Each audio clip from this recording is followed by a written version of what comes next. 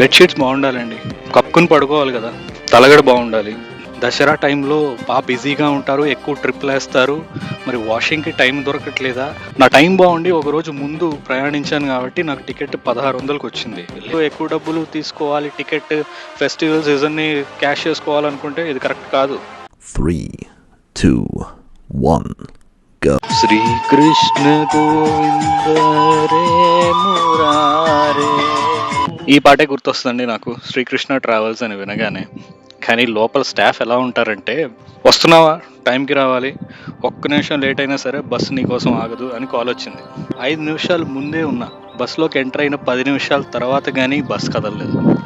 అంటే పేరుకి తగ్గట్టు స్టాఫింగ్ కూడా ఉండాలండి, ఎందుకంటే కస్టమర్స్ని రిసీవ్ చేసుకునే విధానం మీదే బిజినెస్ మొత్తం డిపెండ్ అయి ఉంటుంది అనేది నా అభిప్రాయం. సరే, నా అభిప్రాయాన్ని పక్కన పెడదాం. ఎంటర్ అయ్యాను, వాటర్ బాటిల్ ఇచ్చారు, నా ప్లేస్కి వెళ్ళి బ్యాగ్ పెట్టుకుందామని చూసుకున్నాను. యాజ్ యూజువల్ వీడియో చేద్దామని ఫోన్ తీశాను. బెడ్స్ అండి, బెడ్ షీట్స్ అండి, స్మెల్లింగ్ వస్తుంది. బెడ్ షీట్స్ కూడా ప్రాపర్గా లేదు. అంటే what kind of hospitality you are providing? అంటే ఐ అండర్స్టాండ్, ఇది దసరా టైంలో బాగా బిజీగా ఉంటారు, ఎక్కువ ట్రిప్లు వేస్తారు, మరి వాషింగ్కి టైం దొరకట్లేదా? అంటే దుప్పట్ల మీద హెయిర్ ఫాలికల్స్ కొంచెం మాసిపోయి ఉన్నట్టు, క్లీన్ చేయకుండా వాష్ చేయకుండా డైరెక్ట్గా నెక్స్ట్ ట్రిప్కి వేస్తారా అనే డౌట్ వచ్చింది నాకైతే. అంటే ఇన్ని బొక్కలు పెట్టుకుని కూడా కొంచెం రివ్యూ ఇవ్వండి అని నెక్స్ట్ రోజు కాల్ వస్తే నేనేం చేయాలి? ఒక రేటింగ్ ఇవ్వండి, మాకు ఎంకరేజ్ చేయండి అని అంటే.